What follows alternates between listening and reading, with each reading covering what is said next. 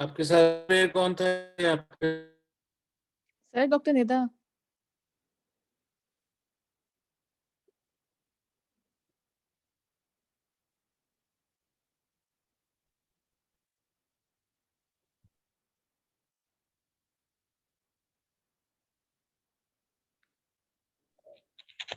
Hello. Doctor Nida, sir को हमारी आवाज नहीं जा रही, मुझे लगता है। हाँ, मुझे लग रहा था शायद मेरी तरफ से है कोई मसला। नहीं, मुझे भी यही लग रहा था, लेकिन मुझे लगता है सर को हमारी नहीं जा रही। सर अनम्यूट कर दें सर। आई थिंक सर के इंटरनेट का इशू है। हम्म।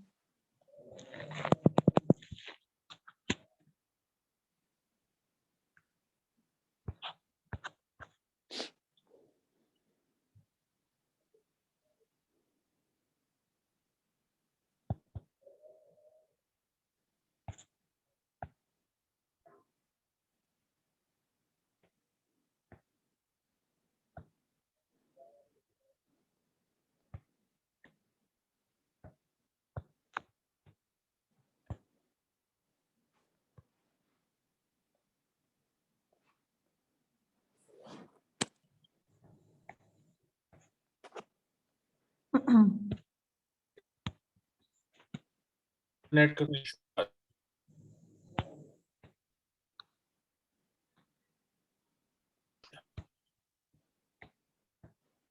Can you hear me? Yes sir, अब आ रही है आवाज। अब चलो कौन अपना रोल प्ले? जी सर, स्टार्ट करें सर।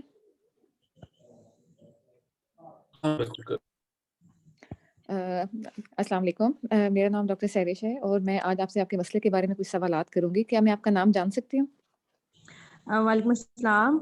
जी, मेरा नाम आयशा है। अच्छा आयशा, आपकी उम्र कितनी है? मेरी उम्र 33 साल है। अच्छा, आप आयशा पढ़ी लिखी हैं? हाँ जी, मैंने एफएससी की हुई है।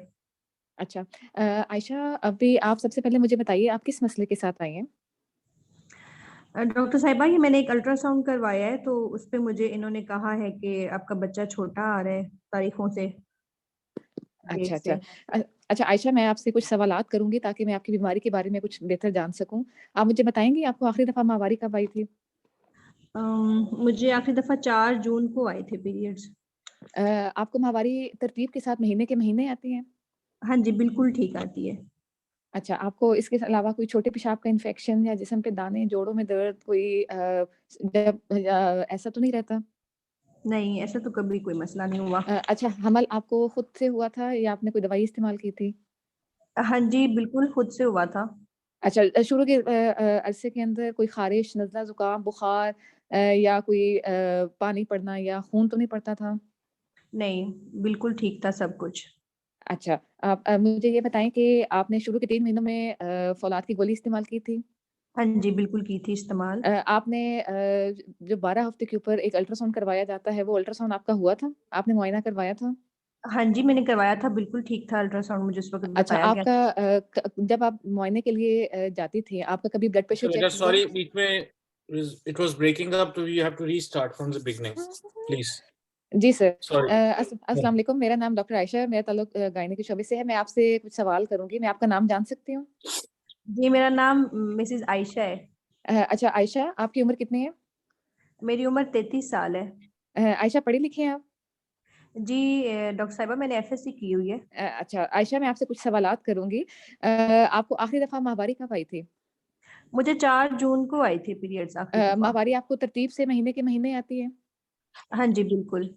अच्छा, हमल आपका खुद ब खुद ठहरा था या किसी दवाई के साथ ठहरा था? नहीं, नेचुरली हो गया था, खुद ही हो गया नेचुरली हो था। गया था। आपने शुरू के 3 महीनों में किसी किस्म का कोई जिस्म पे दाने, जो कोई ख़ारिश, नज़ला, ज़ुकाम, बुखार वग़ैरह तो नहीं रहता था? नहीं, बिल्कुल भी नहीं, कोई कुछ नहीं। कभी कोई पानी पड़ता हो या खून पड़ता हो? नहीं। साथ में अच्छा मुझे ये बताएँ कि शुरू के 3 महीनों में आपने फ़ोलिक एसिड की गोली इस्तेमाल की थी?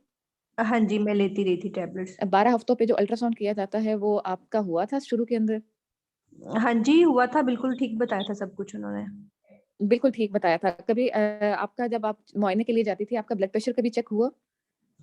हाँ जी, चेक होता था। मैं बाकायदगी से चेकअप कराती रही हूँ अपने डॉक्टर को और मतलब ठीक आता वो था। ब्लड प्रेशर आपका ठीक होता था? हाँ जी, ठीक बस है। ये अच्छा मुझे ये बताएं कि लास्ट 2 मंथ्स से ना जी जी मतलब ठीक था। तो लास्ट 2 मंथ से उन्होंने मुझे कहा था कि आपका ब्लड प्रेशर थोड़ा सा बढ़ रहा है, तो उन्होंने मुझे मतलब मेडिसिन स्टार्ट करवा दी थी। ठीक है। अच्छा मुझे ये बताएं कि कभी आपके खून के या पेशाब के कोई टेस्ट किए गए? हाँ जी, मैं रेगुलरली चेक करवाती रही थी, ठीक थे वो, सब ठीक आता रहा है। ठीक में कभी खून की कमी तो नहीं बताई गई? नहीं, खून की कमी नहीं बताई गई। 5वें महीने पे जो बड़ी एक मशीन का अल्ट्रासाउंड किया जाता है ताकि बच्चे में कोई नुक्स देखा जा सके, आपका वो हुआ था? अनोमली स्कैन जिसे कहते हैं। हाँ जी, बिल्कुल वो ठीक था मेरा बच्चा उस वक़्त। अच्छा अब मुझे ये बताएं कि आपने आखिरी दफ़ा डॉक्टर के पास कब गए हैं? मैं ना अभी 1 महीना पहले ही गई थी, तो उस वक़्त उन्होंने मुझे बताया था कि आपका बच्चा जो है ना थोड़ा-सा आपकी तारीखों से छोटा आ रहा है। तो मैं तो अभी छोटा आ आपके रहा पास है। इसलिए आई हूँ कि अब आप मुझे बता दें कि मतलब मेरे साथ अब आगे क्या होगा? मैं मेडिसिन भी ले रही हूँ ब्लड प्रेशर की, बाकायदगी ठीक है। से ले रही हूँ। अच्छा आप मुझे आयशा ये बताइए कि आपने मुझे बताया कि 2 महीने से आप ब्लड प्रेशर की गोली खा रही हैं। आपको कोई जी। नाम याद है गोली का? हाँ जी, एल्डोमेट के नाम से थी। दिन में कितनी दफ़ा गोली खाती हैं? मैं 2 दफ़ा खाती हूँ सुबह-शाम। सुबह-शाम खाती हैं। इसके साथ आप अपना ब्लड प्रेशर चेक करती हैं? आपका कंट्रोल रहता है या नहीं? नहीं डॉक्टर साहिबा, ब्लड प्रेशर बस मैं कोई इतना ख़ास नहीं चेकअप करा रही, बस घर पे बिज़ी होती हूँ तो नहीं चेक करवा सकी रेगुलरली। ठीक है। अच्छा अभी मुझे ये बताएँ कि आपका 1 महीने पहले अल्ट्रासाउंड हुआ था, उसके बाद दोबारा कोई आपका अल्ट्रासाउंड नहीं हुआ?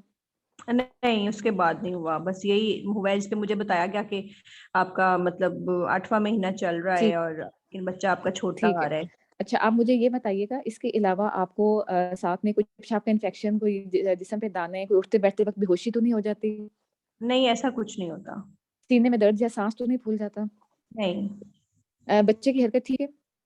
हाँ जी, बच्चा बिल्कुल मुझे सही मतलब हरकत सही महसूस होती अच्छा है। आयशा मुझे ये बताइए कि पहले आपका जो बेबी हुआ है आपका एक माशाल्लाह से वो आपका पूरे 9 महीने का हुआ था? हाँ जी, वो तो बिल्कुल ठीक-ठाक है माशाल्लाह, टाइम पे हो गया था। उस हमल में आपको कोई या हम दौराने डिलीवरी या डिलीवरी बच्चा पैदा होने के बाद कोई मसला तो नहीं हुआ था? नहीं, बिल्कुल वो तो बिल्कुल स्मूथ प्रेगनेंसी गई थी मेरी। वो आपका नॉर्मल हुआ था ऑपरेशन से? नॉर्मल हुआ था मेरा वो नॉर्मल बच्चा। हुआ था। अच्छा मुझे ये बताएँ कि आपको इसके अलावा कोई किसी किस्म की दवाई इस्तेमाल करती हो किसी बीमारी के लिए? नहीं और तो कोई बस नहीं, बस ये एल्डोमेट ही ले रही थी ब्लड प्रेशर के लिए। अच्छा आपकी फैमिली में से किसी को ब्लड प्रेशर, शुगर, दमा, टीबी या कान ऐसा कोई किसी किस्म का मसला जिसके लिए वो दवाई लेते हों? हाँ, मेरे पेरेंट्स जो हैं दोनों, उनको ब्लड प्रेशर का मसला है, वो बाकायदगी से मेडिसिन लेते हैं। बाकी शुगर तो नहीं है किसी को भी। अच्छा, ठीक है। अच्छा आप मुझे ये बताएँ कि देखिए आप बुरा मत मानिएगा लेकिन ये पूछना ज़रूरी है, आप सिगरेट नोशी या ऐसा ऐसा कुछ नहीं करते? नहीं, नहीं, बिल्कुल भी नहीं। किसी किस्म की दवाई से या किसी चीज़ से एलर्जी तो नहीं है आपको? नहीं, बिल्कुल नहीं है। अच्छा, बहुत-बहुत शुक्रिया आयशा आपने मेरे सवालात का जवाब दिया। अब मैं आपका मुआयना करूँगी। सर मे आई जी। Proceed with the examination? Hello? Sir फिर चलिए। आपकी आवाज़ नहीं आ रही। हाँ जी। नहीं, एग्जामिनेशन में आपको क्या क्या इन्फॉर्मेशन चाहिए बेटा? Sir I need the vitals. Vitals में क्या चाहिए आपको? Sir blood pressure. 150/100। Sir I need a pulse also. Pulse is 90। Sir BMI. BMI is 33. Sir any positive finding in the chest examination? नहीं, chest is clear. Sir, then I will want a per abdominal examination. जी।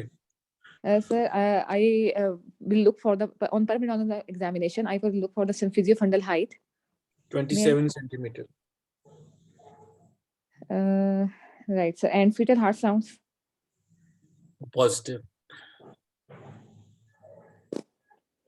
Sir, on the real patient, I will also look for the lie and estimated fetal weight and amount of the adequacy of the like also. Longitudinal है, cephalic है, और like seems to be slightly on the lower side.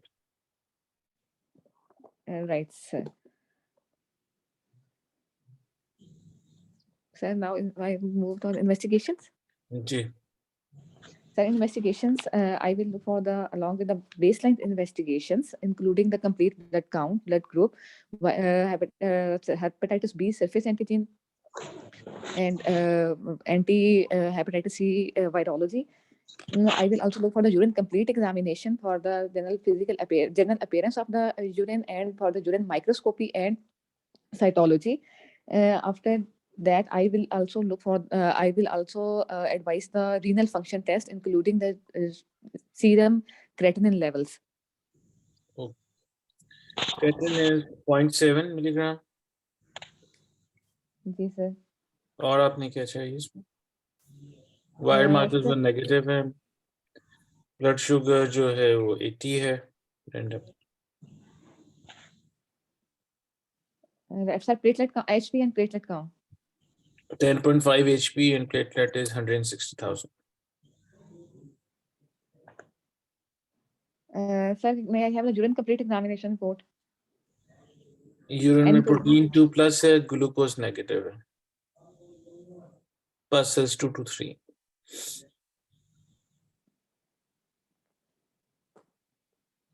Right, sir. Then on investigation given, I will also advise the 24-hour urinary protein to quantification for the quantification of the urinary protein. उसके लिए फिर क्या would you admit करोगे आप patient Sir, yes, अभी sir. तो OPD में बैठे ना यहाँ बैठ के 24 आवर्स यूरिन प्रोटीन तो नहीं हो सकता क्यों हो सकता नहीं सर, यहाँ पे तो नहीं हो सकता. पेशेंट घर से लेके आएगी सर नहीं सर, यहाँ पे नहीं हो सकता. I will also सर इसके अलावा तो I will ask for the treatment ticket. She is already taking and वो any तो आपको बता दिया ना blood pressure. Already Sir, she's blood pressure already record if she is not having. वो नहीं है इसके पास Sir, I will also then advise. I will also advise a Doppler scan in the OPD. you have to have a Doppler ultrasound Yes, okay sir. जो sorry बेटा एक second.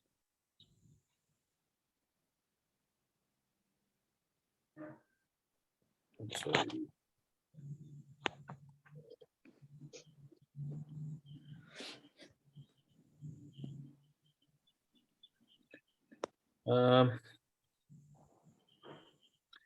Doppler में HT ratio is 4.5 Yes, sir.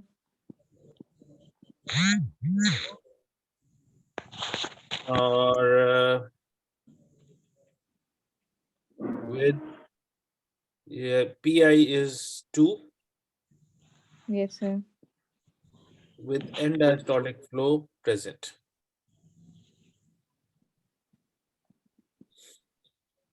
और ये umbilical artery का Right, sir.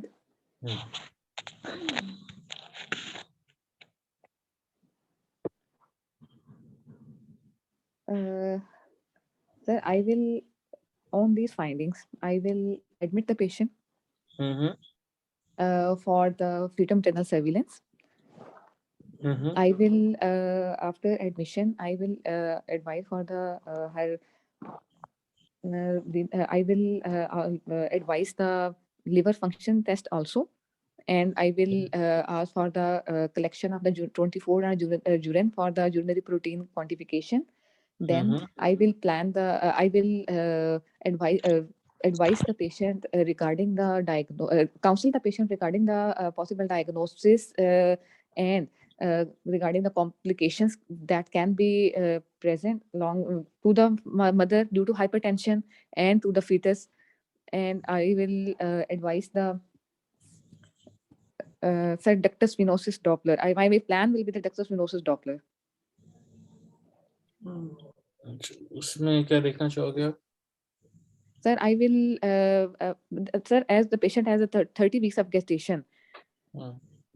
So, sir, as the patient is having the urinary protein positive and blood pressure is also on the higher side, then this is the case of the preeclampsia. So, I will plan the delivery according to the ductus venosus Doppler, as the pulsatility index is also 2. Okay. अच्छा Sir, if hmm if the ductus venosus Doppler will be normal, and on the as the Doppler has been given and diastolic flow is present, then I Mhm. will go for the close monitoring of the patient. I will advise the patient. I will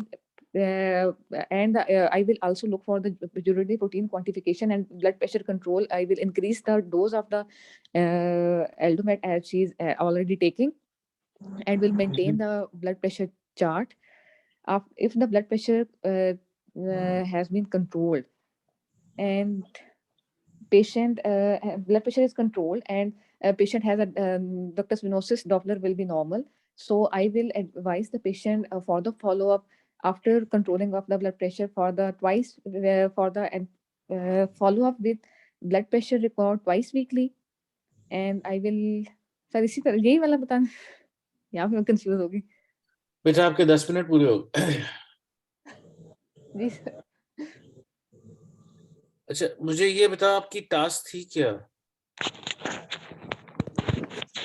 अगर आप पढ़ोगे जी sir हम्म sir examination finding history थी और examination and investigations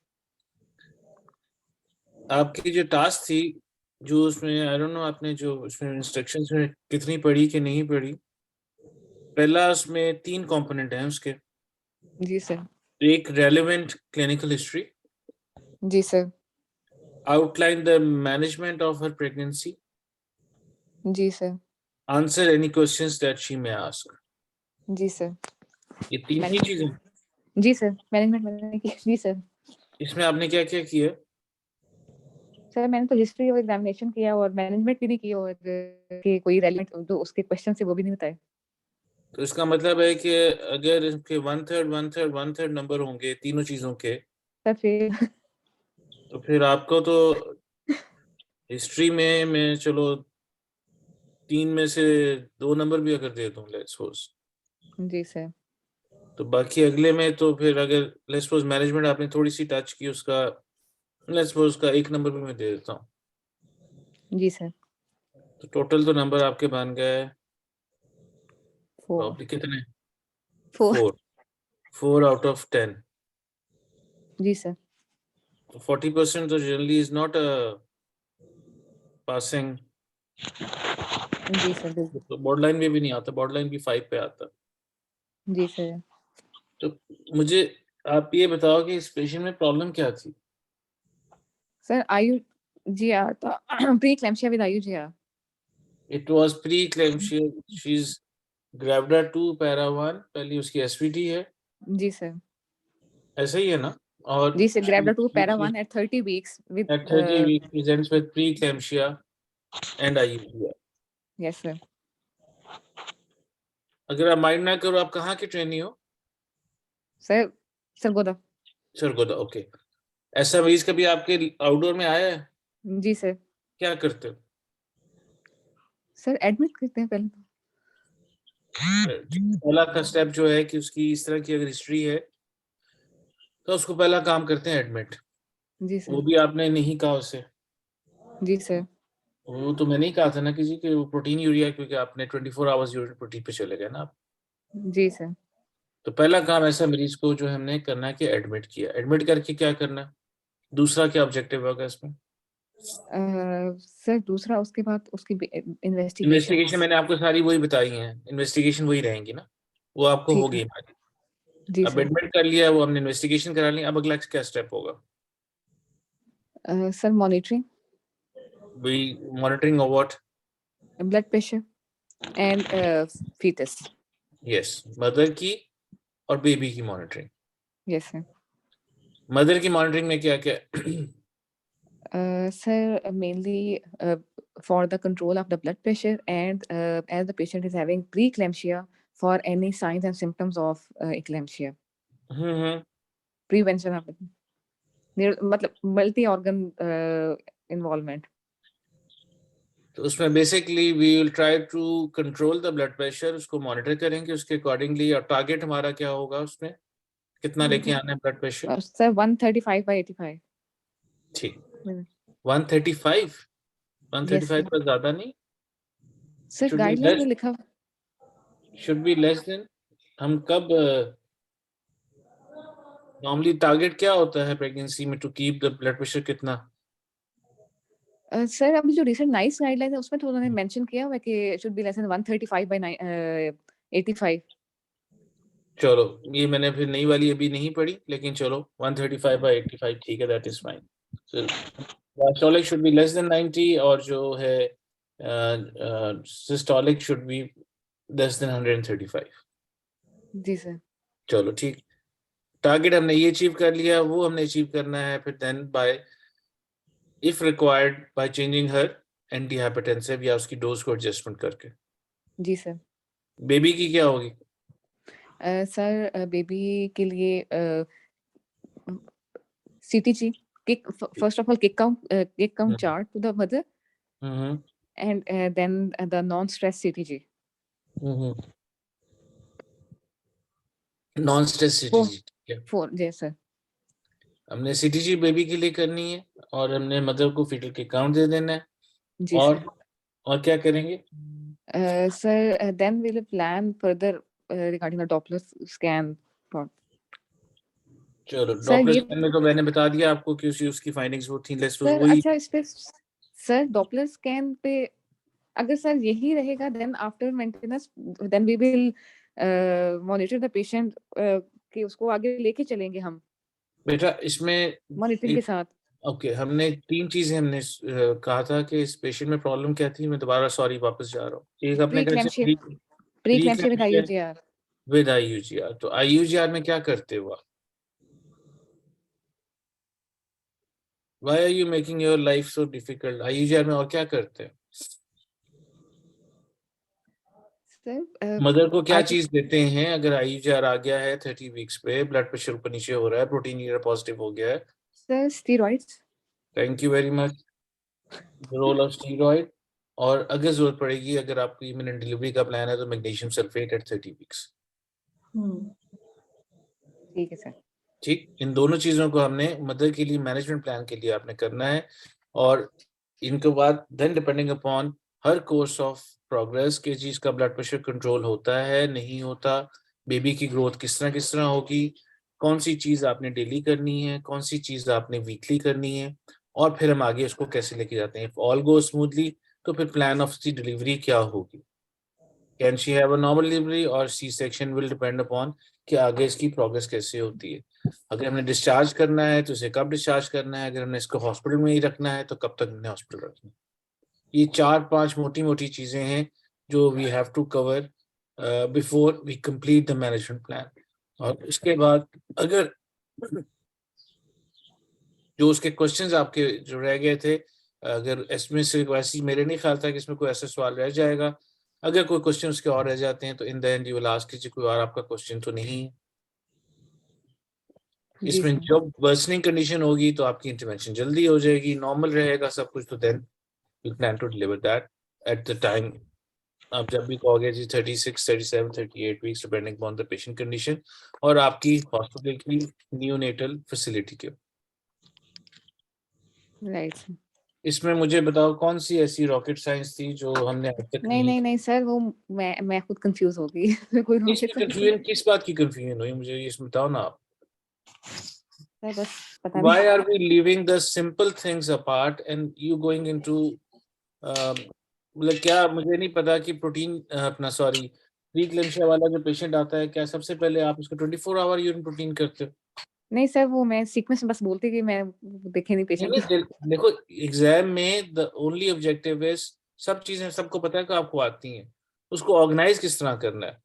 and to organise anything you need to partition them into for maternal, fetal और अगर placenta आ जाता है, 3 चीजों में इस केस के अंदर हमने उसको करना। मदर का ब्लड प्रेशर कंट्रोल करना, बच्चे का मेक श्योर कीजिए कि उसके कोई प्रॉब्लम ना हो रही है वो, और उसकी IUGR तो है लेकिन उसका कोई ऐसा पैरामीटर ना हो कि इसमें IUD हो जाए, उसकी मॉनिटरिंग हमने किस तरह करनी है।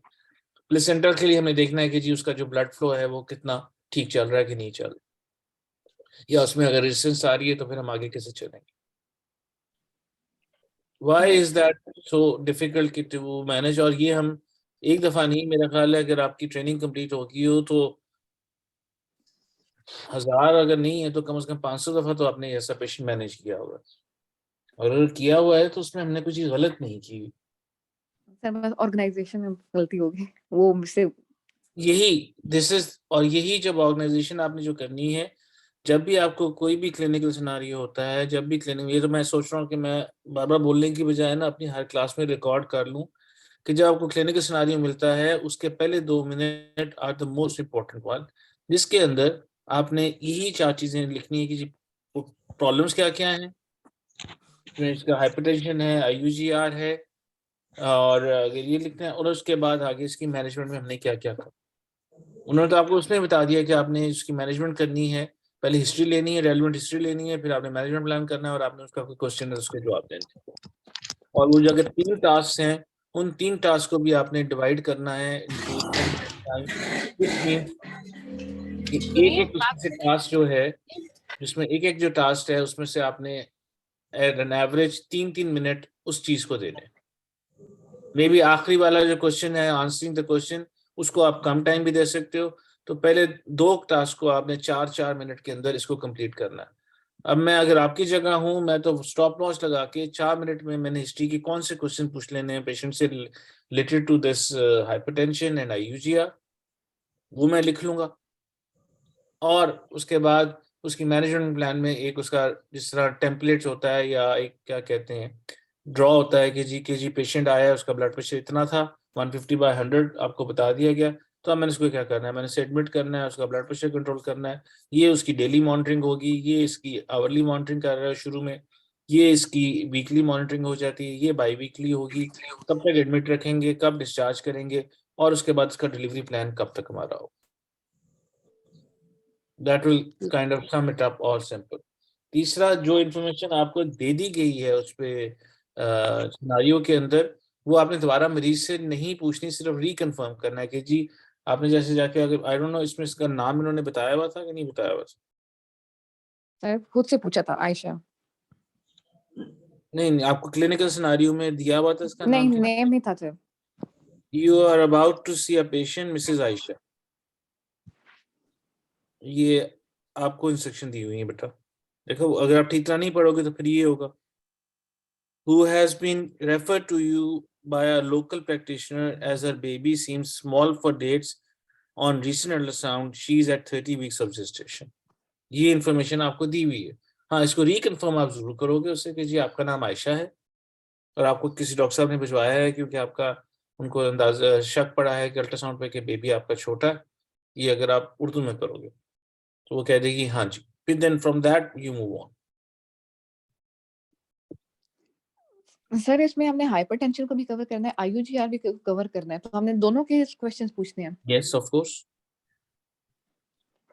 आपने उसका पूछना है, और आपने क्योंकि अगर उसका IUGR आ रहा है और आगे आपको अल्ट्रासाउंड में ओलिगोहाइड्रोमिया आ गया तो उसकी भी आपने पूछना है कि जी लीकिंग की या कोई और हिस्ट्री तो नहीं, क्योंकि सर PCB की ओलिगोहाइड्रोमिया। सर एक क्वेश्चन है, ये जो मतलब 24 आवर्स यूरिनरी कलेक्शन है, मतलब ये अब तो नहीं करते? नहीं करते, मैं वही तो कह रहा हूँ, this is not the first choice of drug या टेस्ट जो इसमें हमने फॉर डायग्नोसिस ऑफ दिस करेंगे। उसमें आप फिर प्री क्लेम्शिया के हिसाब से फिर आपके अगर LFTs होने चाहिए, यूरिया क्रेटिनिन होना चाहिए, ये हेल्प के पॉइंट ऑफ व्यू से प्लेटलेट्स और सारा कुछ होना चाहिए, वो जरूर कराओ। लेकिन यूरिन कलेक्शन फॉर 24 आवर्स अब हार्डली, वेरी वेरी अनलाइकली, या जो करते हैं वो प्रोटीन और क्रेटिनिन रेशो कर सकते हो आप स्पॉट पे, या जो स्पॉट टेस्ट करते हो वो आप कर सकते हो।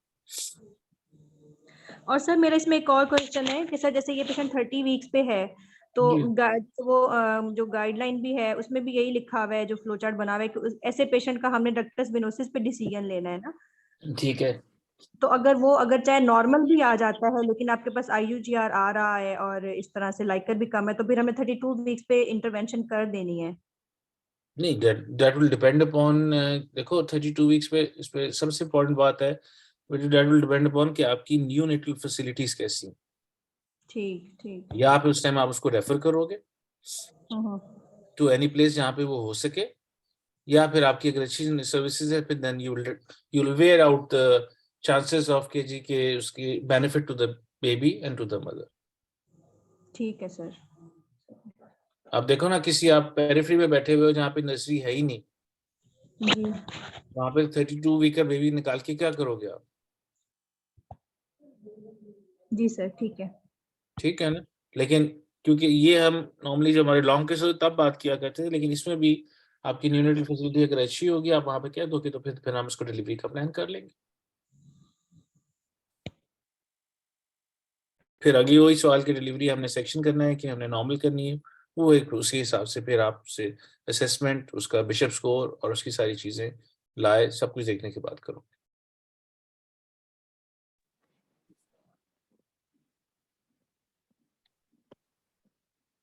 एनी अदर क्वेश्चन बेटा?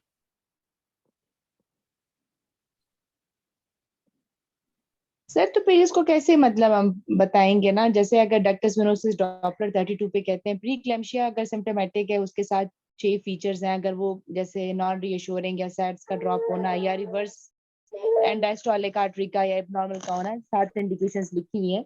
लेकिन सर 34 प्लस से पहले तो हम इंटरवेंशन नहीं करते depending upon the new facilities, तो फिर इसको कैसे सर हम एक्सप्लेन करेंगे अगर डक्टस वेनोसिस डॉपलर 32 पे मेरे पास खराब आता है, फिर तो बेटा इमीडिएटली डिलीवरी है ना। देखो, आपने उस टाइम बैठ के, इट्स वेरी सिंपल कि अगर तो मदर की कंडीशन खराब हो रही है फिर हम डिलीवरी करेंगे। Do you get my point? If mother condition is getting worse, उसका इट्स लेट्स सपोज उसको ऑरा स्टार्ट हो जाता है, ब्लरिंग ऑफ विजन हो जाती है, हेडेक स्टार्ट हो जाती है, फिर उसका मैनेजमेंट जो भी है कि इससे पहले कि वो प्री क्लैम्शिया से क्लैम्शिया में जाए, हम उसको डिलीवर कर देंगे इरिस्पेक्टिव कि वो जिस मर्जी ड्यूरेशन पे। अगर वहां से वो सारा कुछ मदर ठीक हो रहा है, बेहतर हो रहा है, बेबी की कंडीशन कभी भी खराब होती है, फिर इट विल डिपेंड अपॉन कि आपके पास न्यूनेटल फैसिलिटीज कैसी हैं कि जब आप उसको बिल्कुल सर्वाइव कर सकते हो। अगर तो ऐसी हैं जहाँ पे बिल्कुल आप कर सकते हो, आई नो इन सर्टन, जो आप लेट्स सपोज अगर आप इंग्लैंड या वहाँ बैठे होगे, तो अगर 28 वीक्स के बाद उनका खराब हो जाता है, वो तो तभी डिलीवर कर देते हैं, दे डोंट वेट। फिर इट विल डिपेंड ऑन कि आपके पास जो फैसिलिटी है उसके हिसाब से क्या करोगे। क्या आप सिर्फ वेट करके उसकी आईयूडी का इंतजार करोगे? ये भी नहीं आप कर सकते। बेबी को चांस देने के लिए क्या करोगे? यही बातें बैठ के आप फिर डिस्कस भी करते हो with the mother in general. मतलब मैं तो एक प्रैक्टिकल बात की बात कर रहा हूँ कि वहां पे हम अपनी मदर से बैठ के जो है, या पेरेंट्स को बैठ के, दोनों को बैठ के बताते हैं कि जी हम इस टाइम पे अगर बेबी को डिलीवर कर लेते हैं तो उसका सर्वाइवल हमारे पास इतना % है, अगर नहीं करते तो ये चांसेस हैं कि नेक्स्ट 24 घंटे में या 48 आवर्स में उसकी पेट में डेथ हो जाए। तो अगर बेबी को चांस करने के लिए आप ये 10% का चांस भी देना चाहते हो तो फिर हम डिलीवरी का प्लान करेंगे। फिर अगली आ जाती है कि जी हाँ जी, डिलीवरी का रूट कौन सा होगा अकॉर्डिंग टू दिस। वो क्या आप इंडक्शन करोगे या बिशप करोगे, या फिर उसके बाद इसका डायरेक्टली इसकी स्टॉटमी या सेक्शन करोगे, वो भी अगेन डिपेंडिंग ऑन कि आप आगे कैसे लेके चीजें जाना चाहते हो। तो ये सब चीजें मिलके ही देन इट विल बिकम। लेकिन ये हम जो ये वाला आपका स्टेशन था, ये तो एक simple PIH with pregnancy and IUCR आ रहा है, जिसमें आपने सिर्फ ये बताना था कि जी कि अब हम इसकी प्लान करके क्या करेंगे, और उसमें उसको सिंपल लेके जाना था till probably control of blood pressure, monitoring of the mother, monitoring of the baby 37 till 37 weeks, और जो भी इसकी कंडीशन आती है, और उसके बाद उसका डिलीवरी का प्लान। हर ज़ुइनी स्टेशन कोई बहुत बड़ा हाई फाई या वो, तो अगर इसमें उन्होंने आपसे लेट्स सपोज मैनेजमेंट ऑफ उसका कंट्रोल ऑफ ब्लड प्रेशर का होता, तो हो सकता है कि वो ब्लड प्रेशर ही शुरू में आपको ज्यादा दे देते और आपको ये सिनारियो देते कि जी एक पेशेंट है, आप लेबर रूम में गए हो, उसका जो ब्लड प्रेशर है उतना है और प्री क्लैम्शिया के सारे साइडिंग है, और लेट्स सपोज हमने इसको पहले निफेडिल दी, उससे कंट्रोल नहीं हुआ, या फला चीज दी नहीं दी, तो अब अगला स्टेप कौन सा दोगे? हाइड्रोलाइसिन दोगे तो कितनी दोगे? ड्यूरिंग उसमें क्या करोगे? और फिर अगर उसकी नहीं भी कंट्रोल होता तो फिर उसका डिलीवरी का या पैर का इसका मैनेजमेंट प्लान क्या होगा? तो that is one of the station जो कवर करेगा ये आपकी सिर्फ हाइपरटेंसिव ड्रग्स जो उस टाइम पे होगी। डू रिमेंबर दैट कि उनको भी पता है कि 10 मिनट में वो आपको पूरा प्री क्लैम्शिया का चैप्टर नहीं पूछना चाहते। उसमें पिछली उसने फॉलिक एसिड खाई, ये नहीं खाई, वो नहीं खाई, उसकी इसमें नॉर्मली जब आपको बता दिया गया है फोकस हिस्ट्री में उसकी जगह पूछना है पूछ लो, लेकिन आई डोंट थिंक सो कि वो इतनी ज्यादा चल जाती, क्योंकि फिर हम अगर ऐसी चीजों में चले जाते हैं, आप हाँ ये पूछ सकते हो कि जी फर्स्ट ट्राइमेस्टर में कोई प्रॉब्लम तो नहीं हुई आपको, कुछ और तो नहीं हुआ, then you start moving on. वो डिटेल में नहीं जाना, क्योंकि ये आपकी फोकस PIH की और IUGR की। हाँ, इसमें आप एडिमा का जरूर पूछोगे, ब्लरिंग ऑफ विजन का जरूर पूछोगे, हेडेक्स का जरूर पूछोगे, जो रेलेवेंट है टू ऑल दिस हमारी प्री इक्लेम्शिया या इक्लेम्शिया के लिए आगे जाके। फिट्स की कोई हिस्ट्री तो नहीं पड़ी हुई, वो जरूर पूछोगे आप। उसके साथ फिर देन यू आगे हम लेके जाओ। Do you get my point कि नहीं समझ आई मेरी बात? आगे सर। कि आवाज ही नहीं आ रही, मुझे तो लग रहा। नहीं सर, आवाज आ रही है। So you keep it simple, और आप फोकस रहो कि जी कि हमें इस स्टेशन में, again coming back to the first 2 minutes, के हमसे वो क्या टोको क्या रखते हैं और हमारी टास्क स्पेसिफिकली क्या है, उसको फोकस रखोगे, उसको टाइम बाउंड करोगे, तो आपकी आगे से मैनेजमेंट प्लान बड़ा आसान हो जाए। प्लीज डोंट जी ओपन अप पूरा चैप्टर ऑफ PIH और उसमें करके, ताकि जिसमें ये भी हो सकता है, ये भी हो सकता है, वो हो सकता है, वो आप सारा कुछ 10 मिनट में नहीं बता सकते हो। जी sir. Maybe for half an hour जब होता था 15-15 मिनट का इन्वेस्टिगेशन क्या है वो करोगे। स्पेसिफिक इन्वेस्टिगेशंस, मेरा तो ख्याल है सर आप उसमें कह दो जी वायरल मार्कर्स कह दो, या आप बिल्कुल ये भी मैं लिखा हुआ था मैंने कि उसमें आप सिंपल कह दो उसे कि जी रूटीन की इन्वेस्टिगेशन के अलावा ये वाली हम चीजें करें, क्योंकि एक्लेम्शिया है तो एक्लेम्शिया के साथ सॉरी प्री एक्लेम्शिया है, उससे रेलिवेंट जो है वो CBC है, प्लेटलेट्स है, रीनल फंक्शन टेस्ट हैं, LFTs हैं, हम वो जरूर करके उसके बाद फिर आगे चले। ठीक है सर। ठीक। जी सर। डॉक्टर शहनाज ने यहाँ जाना है इमरान? जी सर, आना है सर। चलो फिर, ऑलरेडी 10 मिनट हमने ज्यादा ले लिए, sorry, and then hopefully will see you next time, फिर नेक्स्ट वीक। ठीक, ठीक, thank okay, you sir. Thank you. Thank you. Thank you sir.